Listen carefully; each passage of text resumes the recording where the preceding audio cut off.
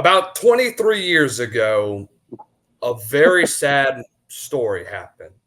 It was 9/11 of 2001, a day that many people will never forget. It affected the world of sports and America greatly. But about 9 days later, football returned. The South Carolina Gamecocks would play the Mississippi State Bulldogs. And joining me now to discuss his story and all that happened on that same September day is former Gamecock and 7-year NFL vet Langston Moore. Langston, honored to have you on the show, my man. Man, appreciate y'all having me. If you're going to start putting timestamps on stuff, man, I don't know if I would have came on there. But man, when you say 23 years ago, because it just feels like yesterday in my little football brain, um, it's crazy. It's crazy that is true. But now it gives us some space, some time to talk about this and tell a little bit of these stories and some of the funny ones that kind of happened that we probably couldn't tell right away either. Yeah, so we're gonna try and kind of make this kind of like you ever heard of Julian Edelman's podcast? We're gonna kind of structure it around there. But Okay. I mean, yeah, man, this was such a crazy day. It was such an unbelievable sequence of events from what the game was like and from all the background stories that happened behind it. So really excited to get into this, man. So let's talk before everything goes on. You guys are coming off of one of the biggest turnarounds in college football history. You go from 0-11 in 99 to then Coach Holtz comes in 2000 and you guys go to a bowl game and go 8-4 that year. Talk to me about Coach Holtz and what he brought whenever he came to South Carolina. He brought a lot of legitimacy. He brought a lot of obviously the Hall of Fame, the Notre Dame, that cachet that was still meant something, in the late '90s because he's probably only about a decade removed from Notre Dame being, NBC having its own station now. We got the SEC network and Texas network and all these different iterations and different ways you can find football. So again, Notre Dame was, secretly, not secretly. Nationwide, they were everywhere because they were on prime time. NBC, it didn't matter if they were playing Boston College or Navy, they were on there, and so they kind of had that advantage. So having him come to South Carolina at the time when we were trying to figure out what was wrong, we didn't think it would be that bad because we just went 1-10 with this guy named Brad Scott from Florida State. And so we were like, man, of course we can get Lou Holtz. And I was getting recruited by a bunch of other schools, and Lou was coming in to kind of capture and catch all those last little bits of guys that try to leave the state that year because there was a cachet of guys that were there. There was the Ben Watsons of the world. There was the Albert Hainsworths of the world. There was, man, there's again, here's my football brain, but so many guys from who went on to have like great college careers, but great NFL careers. Most of them not at South Carolina. Lou Holtz was kind of tasked to try to come in there and put the program in a certain light, put some stability in there. Obviously, we had a robust staff with Skip Holtz, who continues to win. As long as Lou Holtz is not on the sideline, that's a whole different story. Charlie Strong, a bunch of other guys, Todd Finch, coaches that are just kind of been in and around football for the last decade, 2 decades after all of that. And so having Coach Holtz come in there, we didn't win a game, and it was like, man, what was going on? And it's kind of, I think it spoke to how deep like a lot of the fissures and the bad culture and different things were going around in our program, and it was heading in that direction. But before we thought it could get better, it actually got worse. But we benefited from that. Had those turnaround couple Outback Bowl years, instilled a lot of discipline, a lot of pride, a lot of those things into our program, and beat a lot of good teams, the Georgias of the world, the Ohio States of the world, the Clemsons of the world. But again, never enough to kind of right the wrongs because that's always been our big thing at South Carolina. We have some history, but you stack it up against everybody else. It's not as long in the tooth as everybody else, like Arkansas, different things as far as winning and winning consistently. So to kind of do that, and then to couple that up with Steve Spurrier coming a couple years later, that was great for our university, our program, to have two Hall of Fame coaches, but two different ways that they could win and do it in vastly different ways. But Lou Holtz was he was a taskmaster, man. He was everything I guess I wanted in the sick roundabout way because I could have went to the Virginia Techs or the Florida States, but this guy Lou Holtz was, it's crazy to think about this because he was 62 at the time, and man, he's old. And I remember, I think it was Dr. Palms who was our president of the university. He's passed away since then, but I think Lou wasn't going to come unless we gave him $1 million. And in 1999, that was like that was it. Like, oh my goodness. And one of the stories Lou always tells was Dr. Palm was like, please don't tell the media how much money we're paying them. And Lou Holtz's famous line is, don't worry, I'm embarrassed about the salary too. So I won't tell anybody I'm making $1 million. So again, in typical Lou Holtz off the hip fashion, man, he had all those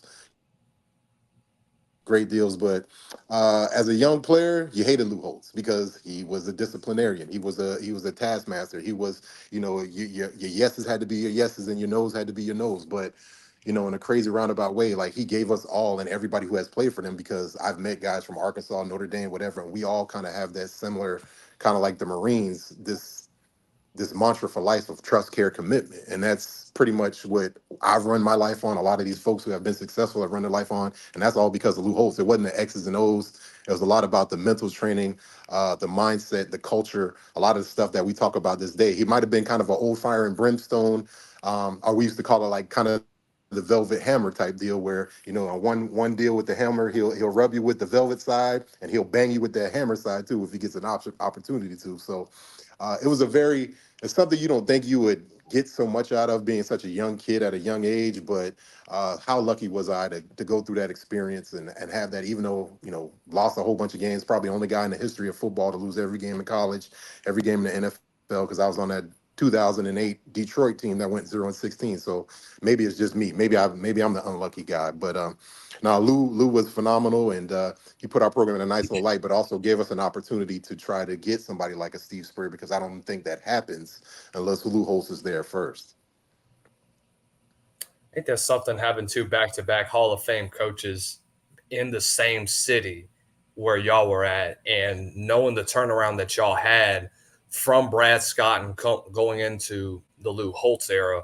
And it's amazing how much of a change that made for the first 2 years, and obviously the downhill that followed. But what's also amazing is the coaching staff that you guys have. You mentioned already Coach Charlie Strong, who goes on to be the head coach over at Louisville in Texas and South Florida for a little while, and also Skip Holtz, who I had an opportunity to speak with earlier in the year whenever he was at Birmingham. Such a great guy and very down Love to him, earth man. type of dude. Love him. Love Uh, Coach Skip, and phenomenal coach. And it's always, playing revisionist history, like how different would our programs have been if we kept Skip there instead of was Skip ready? Do we get the Skip now? Because that's the thing about Skip, whether it was East Carolina, South Florida, even into La Tech, and even in what he's doing in the USFL now. I mean, he's a winner. And like we've always said, he's always was the reason our offenses were doing certain things. But one of the caveats we used to always say is that, and again, this is Skip 20, 25 something years ago, was like, left to his own, he was fine. But maybe just having dad over there hanging in the wings just made the play calling maybe a little bit tighter. Or, again, that's the thing with a lot of these coaches, and the ones that are, a lot of them are vacating college football right now, the Nick Sabans. And I think our guy up there in Iowa is like the only last kind of crazy maniacal. I mean, they're all maniacal, but like the last, like, got to have their hands on and control all these different things. Lou was that for sure, and I think it definitely affected somebody like a Skip Holtz. But I love Skip; he's been phenomenal. But I love to see him still balance between that kind of tough Lou Holtz esque kind of era, but just hearing the audios of him on USFL and Law Tech and different things, just he also understands, like, he can't talk to guys or do the things or grab the helmets or any of right. that like they used to do. But he's figured out a nice fine balance of that, and I think that's the biggest thing with college coaches these days, because it's not easy, man. Because again, Yeah. we can talk about. I sit here and shake my head at kids who were born in the 2000s, and I was just that not too long ago. I mean, 20 years ago, but like. It's crazy just with technology and all those different things. Other guys we had on that staff, Dave DeGuglielmo, who's a mainstay in the NFL for offensive line coaches for years. He was tied with Skip for a lot of times, all the way back to the Dan Orlowski UConn days, all those different things. So a lot of quality guys coming through the program, a lot of high level coaches, and again, with Lou Holtz, you're probably gonna get your best stab at getting a great staff and retaining and getting some new guys up in there when you get an opportunity to. Yeah, so let's go ahead and get into this 2001 season. Through the first 2 weeks, you come off, you're going into the year 21st in the nation. You beat Boise State. You go to Georgia. You beat up on them. And then who were you guys supposed to play that next week? I want to say it was a non-con game. I can't remember the exact opponent, but just that week, just that whole deal was odd because one, coming off the 0-11 year and then getting some, getting the season going, beating Georgia at night up there at Georgia at night, tearing up the hedges, that was phenomenal. So it felt kind of odd. It was all new for us. And when I say odd, because like we were trying to like as a team handle winning. We knew how to handle losing. You know what I'm saying? But Yeah, going into this year, we had to figure out a way to handle winning and what our own expectations because we came again the 0-11 year. I mean, it was what it was. The record is what it is. We were who we were, but it was very, very close with a whole bunch of injuries, a whole bunch of guys. And so that was the thing about that next year coming up. We were so excited, and we kind of exploded. And then this deal happened with 9/11 and the whole terrorist deal, and completely changed everything in our country. For, I mean, even still to this day about how we travel. But I just remember waking up on college campus that day, and I think it was probably. I think I had a little late sleeping day because it was like a Monday, Tuesday-ish, maybe, if I it was remember a Tuesday. correctly. It was a Tuesday, and so we probably had our football practice in the evening that time. During that year, we were doing some deal where like we practiced like Sunday late night, early or late night Monday to try to get some extra rest. Everybody's moving their schedules around. Most guys practice early in the mornings now, but I remember it was kind of like late for me, so it was like 8 o'clock, and for whatever reason, like the campus was like eerily like quiet for a Tuesday, like just for whatever reason. And so of course, smartphone. I think we maybe had a Nokia.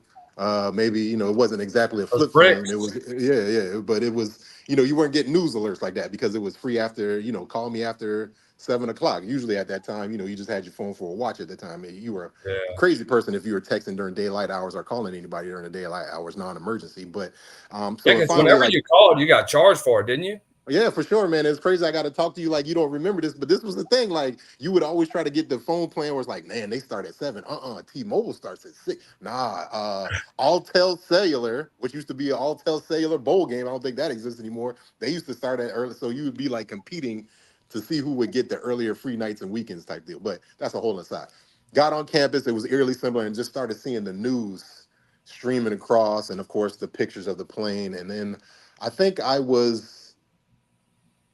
so the first playing into the towers was had already happened, and then so I think I saw the second one in real time, which was kind of obviously very weird, and then just reports, and all I could remember was, man, I gotta get home and call my mom, like because I mean she's a teacher, she's whatever, but like I didn't know where my teammates were. We didn't have practice till like 3 or 4 o'clock that day, um, and so it was kind of like really weird. And so it's like totally opposite of like today how communication and things are distributed. There's group chats, there's visual boards. Guys have things in certain housing things where like the messages are updated from the board. All these different. We didn't have any of that, so it was a lot of word of mouth. Is there going to be practice? What is it going to be? So long story short, it was just wild to have that conversation with her because she didn't go to. I think they shut school down that day, and everything was going on. So we were having that conversation, and it was just getting into conversation like who could do this, Hamas, and have you heard about all these other terrorist groups? So things you didn't even think about, but it kind of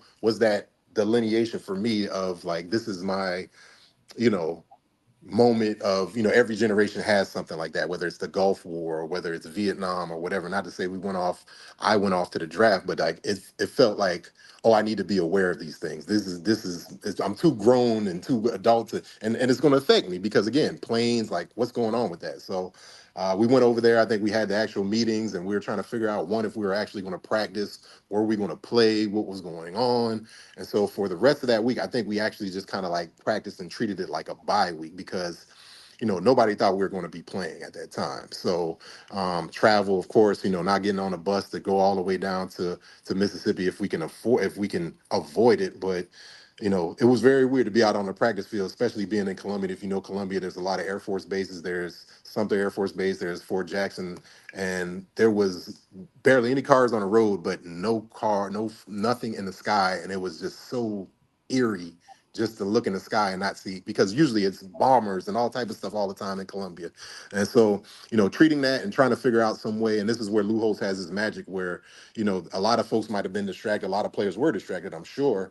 But he found a way to kind of keep us singularly focused. Football kind of insulated us at the time. We kind of like got a lot of information from him. Lou Holtz had a lot of government connections, so he was, or so he said, he would tell us certain things. Because again, Lou Holtz, he's about 10 years removed from being the national championship coach. So think about somebody like Nick Saban.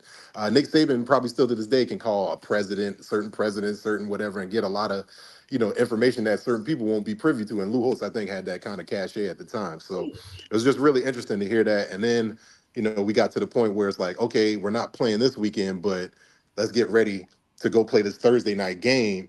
And oh, by the way, you guys are going to be the very first sporting event to be on TV before the baseball, before the Yankees, before all of that stuff. And that's the benefit of being young and dumb, man, because being young and dumb, we not know how the gravity of the moment, but also having Lou Holtz to kind of buoy us and to show us like we got to be on point, guys. Like, never missing the opportunity to inspire for us to get a win.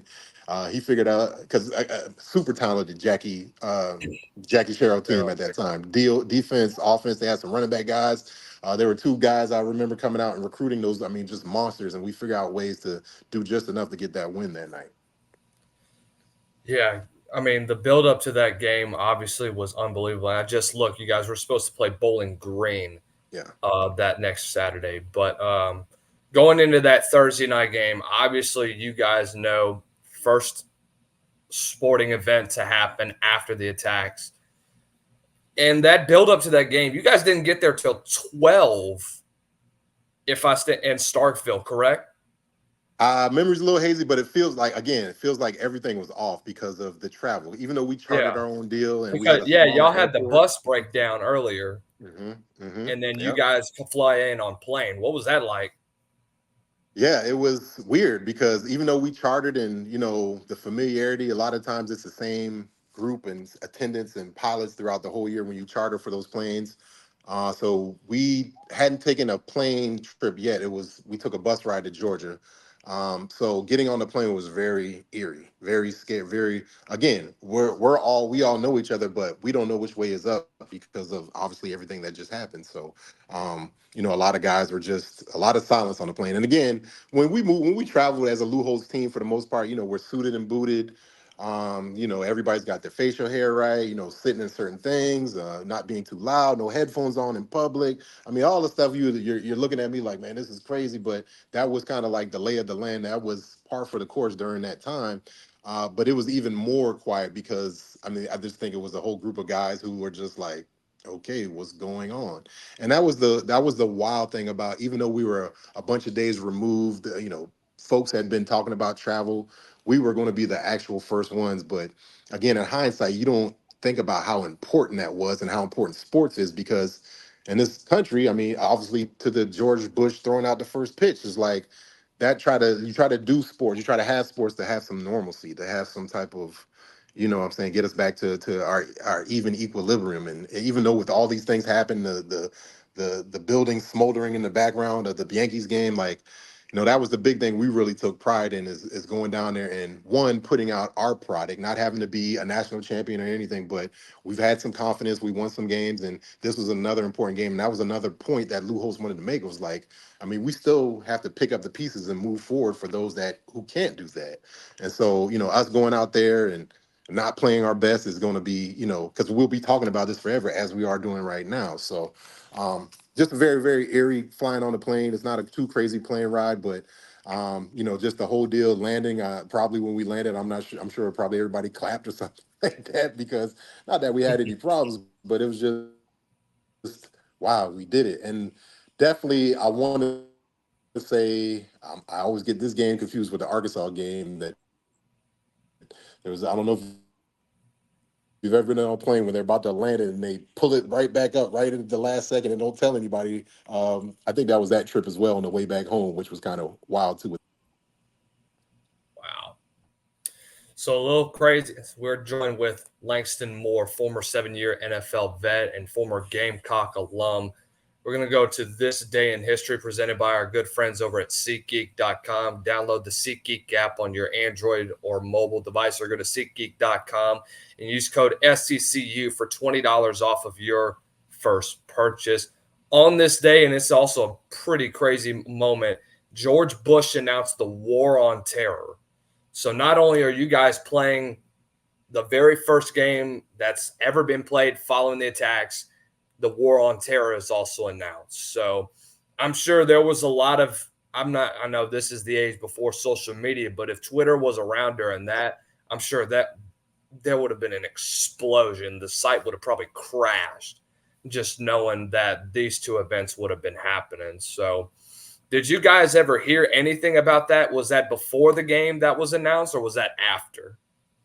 I can't really remember, but like I said, Lou Holtz was always a guy when we had our team meetings would talk about this day in history or team events or world events and go through the newspaper. And that was a good, I mean, it seems like you're rolling your eye, like when you're 19 or 20 years old, you're like, man, wow, I'm like, come on, man. But like, that's important stuff, man. And even to this day, like I think about how much information we have, and I ask my daughter about certain things, very salient things that happens. Like, there's a lot of things that happen in our life, and because there's so much information dumped on us, and we don't have as much like conversation about it, we forget the significance of these moments. Like there's times when we talk about COVID around here. I mean, my daughter was a freshman in it, and it's wild, but I think about how Lou knew that these were important things for us as men, the things that he talked about us becoming like worldly guys, understanding being well read, well played, respect. I mean, all of that matters. You just can't be a meathead with your head in the ground. So if memory serves me correct, and it don't, it probably did go over a lot of that and talked about that, talked about probably a lot of the strategy and different things with that, and found some way to probably motivate us with that. But that's the other thing I remember, is that being the calling cry for everybody, is that that let's roll, the call from the young man who died in the plane when they tried to take over the terrorists flying that particular plane into the security deal out there, and obviously it crashed, but that was the phone call. But that's one of the things I definitely remember, is that phrase being coined and used by a lot of folks, is that let's roll, folk. Wow, that's something, isn't it? So Yeah. just before the game, talk. You got were every so you guys held the flag, and then other guys from Mississippi State held the flag. Is that correct? So again, Lou Holtz, man, just making sure like we gonna do it right. And so like even before all of this, we go through game day scenario.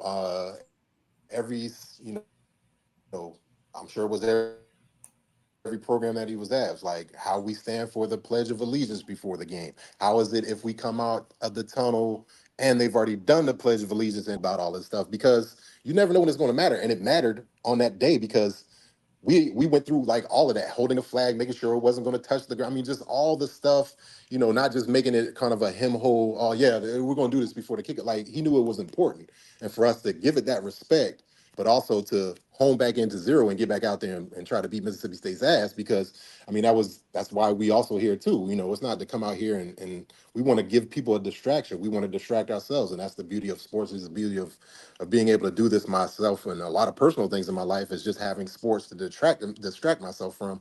Not everybody got that, so for us to do that, and like you said, probably one of the funniest moments ever was that we got to hold that out there in the middle of that stadium. The stadium is packed to the gills. If you ever been out there, that cowbells galore. We don't have to tell everybody about that. I mean, they created damn rules about that stuff. But in the middle of all of us holding, South Carolina guys on one side, the Mississippi State guys on the other side, everybody holding the flag. I mean, it's drop dead quiet in there. I mean, you could hear somebody cough. And so as we're doing the Pledge of Allegiance, and then we do a moment of silence, which is a longer, more dramatic moment of silence for everything that just happened. All of a sudden, there's a call from somebody in like the upper deck of Mm-hmm. the Mississippi State, and all of a sudden the guy yells out, "You go to hell, Bin Laden!" And Not in. this place just like erupted. And like I don't know how many people in Mississippi knew who Obama. I'm sorry, I'm getting it all wrong. Osama bin Laden was at the time, but his timing was impeccable. He had his talking point. I mean, he said the right name. I mean, it was probably one of the most. It was one of those moments where like, man, this is perfect, man, because like it broke the tension. It did all those different things. So That was always funny, and I got a picture on my phone of a bunch of us holding the flag, and it's probably one of the coolest ones that I kind of got in my cache is because it's all of us standing out there before we went out there to kind of represent and serve our country in our unique way. That's awesome. Just hearing that, and then just the whole stadium erupts. And it's unbelievable to see that people realize that this is just more about the game of football. This is about a country really uniting after tragedy. And it's awesome that you guys were able to be a part of that history. And I think probably the one that probably took my breath away was Jackie Sherrill's daughter singing the national anthem. Talk to me about that one. Yeah, forgot about that. So again, just the tie-in, the grandiose of all those things, but also, man, just seeing one Jackie Sherrill in person. You know what I'm saying? Because I've watched him on Jefferson Pilot Sports all the years growing up before then, and just being out there, and then just the tie-ins, and that's the other. Lou Holtz had his kids out there, and I want to say like I don't maybe some family because usually when we travel it's the family really in tow, but at that time I don't know, I can't remember if Miss Beth, Coach Holtz's wife, rest in peace, if she was kind of traveling with us full time or part time when she could. But like to have those family elements out there and all that stuff, it just you hate that that's what happened at that time to bring us all and to have those moments, but we're all better for those things. We can remember those things, but also to kind of think about those things now when we have these events or certain things come up where it feels like we're really divided. But that's the thing about this, and my good partner always utilizes this example, is that most of the time we think of ourselves being on like two opposite ends of the spectrum, but we're more like a horseshoe and we're more connected at the top than we think. And a lot of times we go down the other way as opposed to going up the other way to connect ourselves. And so that's the great thing about sports, about football. Even if you were an ACC fan, a Tigers fan, or whatever, even when we tell the jokes in South Carolina, man, I'm always cheering for anybody who's playing against Clemson and for the Gamecocks. So that's the cool thing about sports, and still to this day, I think that's always the biggest draw and the purest thing that we all love about it. So let's go ahead and get into the game itself. You guys go out and it's a defensive slugfest from the get go. Talk to me about playing a guy like Wayne Madkin and what he brought to the table offensively. Man, just like I kind of mentioned before, I just remember those Mississippi State teams, those Jackie Sherrill teams, just being really physical, defensively, physically. The Fred Smoot guys, the poke chop Walmack guys, the I'm trying to think of these running backs, but they had like we had one big thick guy by the name of Andrew Pinnock who played in the league for a long, long time, played out there in San Diego from Connecticut. We were able to get him down there in South Carolina, and he was just a I mean, I'm trying not to use this as like a bad pejorative, but like he's like a tree trunk he's like all a stump, but like with speed and all those things. They had like two or three of those guys on their team at Mississippi State. So it was going to be once one guy came out, we just got to continue to stick our face into the fan. And that's what I kind of feel like I remember is just constant, just boom, boom, boom, boom, boom after that whole game because it was just physical, a lot of short intermediate stuff. Of course, Charlie Strong, we ain't giving up no big plays. And I want to say my boy Andrew Pinnock made some crucial runs late in the fourth quarter to kind of continue to get us the ball, to hold us to the ball because it was a defensive slugfest. And man, it's just really interesting how what I remember from the game is that it's just really, really physical, really, really kind of like a boxing match. And when I say facing the fan, it felt like that was nonstop until the whistle was over because they had a trio of guys that just kept delivering it to you. You guys start off with Phil Petty as your quarterback, and then he starts to struggle, and then you bring in Corey Jenkins, who brings a good dual threat. What was the switch like, and how did the offense adjust from going from a pocket passer like Petty to now you have more of a scrambler in Jenkins? Yeah, I think that was the big. It's not like we changed all the calls or did anything else. If anything, Coach Host probably was calling Jink Tony Rice because they both very. That's one of Lou Holtz's thing. He would confuse guys from different eras. So Jink kind of looked ball headed like Tony Rice, but he's like, no, it's Corey Jenkins, man. But Jink would come in and we would probably pretty much run some of the similar plays. And it's not like Jink was Michael Vick. He had some speed, but he wasn't running away as kind of more tough run. So it just made everybody a little bit more enthused. And again, that was the great thing about those teams. Those years we had a lot of success is what there wasn't a lot of ego. Guys were coming in and out. There's obviously the Eric Kimry, Mississippi State at home the next year when he throws the fade. Phil Petty. So that was the cool thing about our whole team is like we were really, but we were also unselfish, and a lot of guys were really supportive. And it wasn't like, oh man, we bring in Jenkins, we can't throw the fade as much as we want to. It's like, all right, man, we just gonna run the hell out of this package right here. We just and you just started doing what we did better. And I think that was kind of the underlying theme for those years that we had that success was like, it wasn't like we came out with all a bunch of magical plans. We had a little bit better players, but players played better.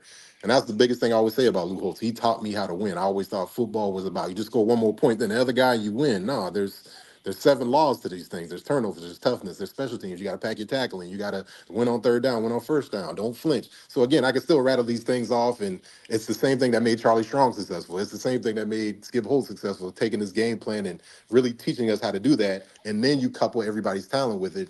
I think that's what was happening when we had guys like Jenkins come in, when Phil wasn't doing his best, or guys weren't paying up to their part. Because I mean, even I think about that game, there was a guy, Cleveland Pinckney, who played in front of me, was Mr. Everything, wrestling. He was the god coming out of high school football in South Carolina. And I want to say, if my memory serves me correctly, I will say he was having a pretty bad day in Langston Moore, and some of us had to come off the bench to play. And so that was the great thing, and that's what I always tell people about teams. Don't be afraid about having a whole, too deep roster of players. That's a great thing to have, a great problem to have on your team, because it makes the practices more competitive. It makes everybody more hungry. And you also know if you're a starter, you're looking over your shoulder a little bit, not because of, somebody going to take your job, but man, I got to do my ultimate best because if not, this guy's going to take my spot.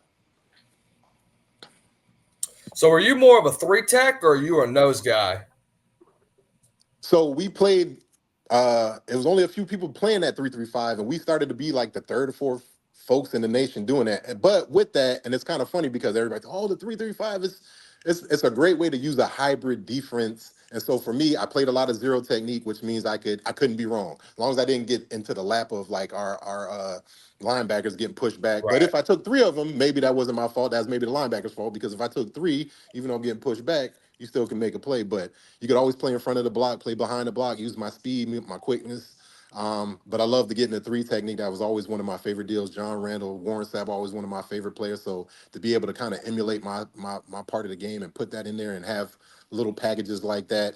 But also, if Lou Holtz and Charlie Strong, you better be disciplined as hell in the pass rush lanes and don't give up no big parting the Red Sea and let somebody run for first downs because that'll be the last time you ever get to do a pass rush move that I don't get to get the okay first in the words of Lou Holtz. So but it's really cool, man. It was really good to be able to play in a hybrid defense. And I think that really helped me as I went on in my career. Man, it all helps. And that's the thing. Like my first year, I hated it, man. Like I didn't come to South Carolina to play offensive line. And then everybody got hurt and they put me on the offensive line. But it was the best year for me learning because I got to learn all the nuance as offense, the talking, the looks.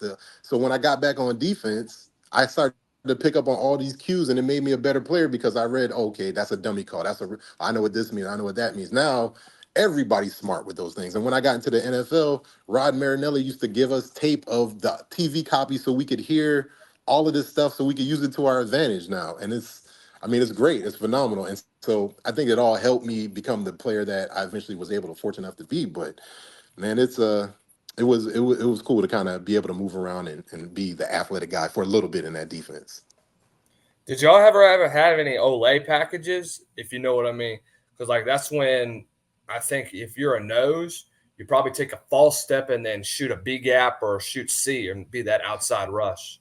They probably wouldn't teach us that, but that was give momentum, take momentum, because we Yeah. had the freedom, like you said, to kind of I could play behind the block if a center was quick and jumped in front of me, so I could backdoor stuff a lot of times. And with my kind of speeds and quicks at the time, as long as you didn't get cut on the backside or anything like that, you were good. And a lot of times they were still calling, they're still protecting defensive linemen a little bit back then, not like they do now. Guys don't even teach cutting and stuff like that anymore, just because they've outlawed it. It's too much of a gray area. But yeah, a lot of that stuff. A lot of our base package was called Jacks 3. It was basically three deep coverage across the board. Everybody playing 2-4 techniques, me playing a zero, but I could do some, I had the ability to try to beat a center every now and again. And there were times when, I get hung up, but also I garner a lot of attention. So guys like the Kalimba Edwards and guys on the end could get those one-on-one blocks and try to do something with that.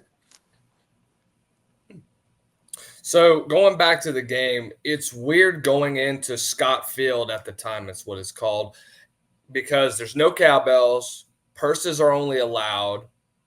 How was that? Just not even hearing any of the cowbells. I know it probably played to y'all's advantage, but how was that a little different? Just going into Scott Field and not hearing any ding a ling a ling a ling ling ling constantly. And that's the thing. Again, I still want to say there felt like there was still some cowbell out there. It might just be PTSD from all the other years, home or away, because that's the thing about Mississippi State. Like, it doesn't matter if they're on the road, home, bowl game, whatever. Like your mama's church shoot, like they got the damn cowbell. So um, Hmm. to kind of not hear that, it definitely felt like it made for. Look here, man. It felt like it was to our advantage, but after my man said, his perfect comedic timing, and I mean, everybody was fired up, man. Because you think about like just the 10 days, like you said previously, of just a lot of emotion and thinking about this, and then if you were in the area and happen to be, oh man, I'm in the Mississippi area and I get a chance to, maybe get a ticket because half the people who are going to be at this are not coming in because of traveling. They're scared, even though people might be, I don't know, and so. It still was a really rambunctious crowd, and again, very very hostile environment, and like we said, we made it a defensive slugfest for a really really long time. So it was a battle for sure. It was a battle emotionally, it was a battle physically, but cool to be on the winning side of it for sure. Talk to me after the game. You guys get the dub. You go back into the locker room, and you guys realize, man, we just made it. We were a part of history. What's the mood in Starkville right now for you guys' side, knowing the excitement, you get the win? Were there any emotions at all, knowing that, hey, we just played a game and helped the world kind of get distracted from all that was going on throughout that time? I don't think it was, that heavy at the time. Maybe when we got on the plane, got your little sandwich and cookie and all that stuff, you thought about that stuff a minute, as they was loading up the equipment on the tarmac. But Lou Holtz for sure definitely made sure that we understood the gravity of the situation. That one, we did ourselves, excuse me, I did ourselves a favor by getting the win, but also we did a service for our country and for everybody else just by people we don't even know, because we went out there and genuinely played hard, prepared hard in spite of all these things, because there's a lot of people who people that lost their lives and will lose their lives going forward to protect our freedoms, and like you said, the Iraqi freedom and all the other stuff, the war on terror. um he made sure to kind of give us that kind of memory and sober thing. I can't remember the exact, Lou Holtz fire and brimstone speech that probably, had some guys a little bit teared up, but I want to say that was probably, really tight environment. I remember, having to go upstairs when y'all used to have guys walk off the sides of the locker room one way and some guys would come the other. But um, just always good to get a win regardless of what was going on, but especially in the with the backdrop of all that stuff going on, to prepare, to travel in, to handle the adversity, to win, and to do it on Thursday night when the whole world was, I mean, the whole country in essence was watching. It was really really special. Last question for you. I mean, this has been a fantastic interview, Langston. We appreciate you coming on SEC Unfiltered and talking with us about this moment in time. If you were to look, now that you look back on this game, what are some of the most intriguing memories, and what is one thing that you would give to a young 20, 21-year-old Langston just now, kind of reminiscing on this game a little? If I could, I would probably tell you to keep more newspaper clippings and keep more, like, I mean that's the wild thing about, like, that's probably if I have any regret across any football stuff or just moving forward. It's like, man, you should have just saved more programs, saved more too, because you always think, oh, I get more next year or this, but nah, fool, like this event was tragic and it only happened once, like, and so like I wish I saved my little seat ticket or number from the plane we got on, and just just all this little stuff. But I think that's one of the biggest things I take away from all of this is, like, you can't keep all the little tchotchkes and the little stuff, all that stuff. And even if you do, where you gonna keep it at all the time? And I think it's a big reminder for myself to make sure I always just try to be fully engaged with as much as I can be, because there's so many distractions. I'm sure we're already typical Lou Holtz fashion. Oh, you got 24-hour rule, even though all this stuff is going on. We might let y'all enjoy this for 36 hours because it's a special one, but like it probably was. Wash it. Now we're going on to the next team right there. And it's funny you mentioned Boylan Green, because I'm trying to think, was Urban Meyer the coach at that team at the time He at Urban? was. Oh my God. Yes. So again, the Lord continues to shine us, because Urban Meyer, Lou Holtz incarnate 2.0 before he went to Utah and all of that stuff. That Boylan Green team probably would have came in here and tried to like fired us up. So um it's probably, now that I think about that, it's probably good that those things didn't happen.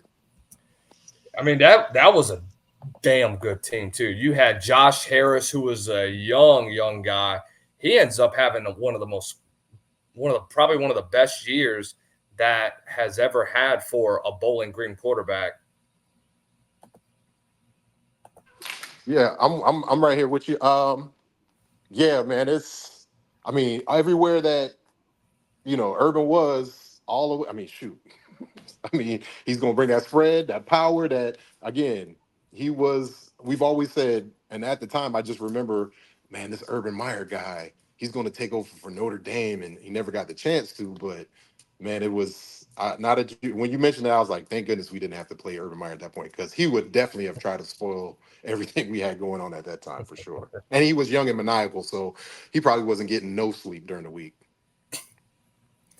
Langston Moore, former Gamecock All SEC defensive lineman and 7-year NFL veteran, joining us here on SEC Unfiltered, discussing the very first college football game after 9/11. We appreciate you, man, and we appreciate the time you spent with us here. You have a great rest of your day, my man, and go Cox, I guess.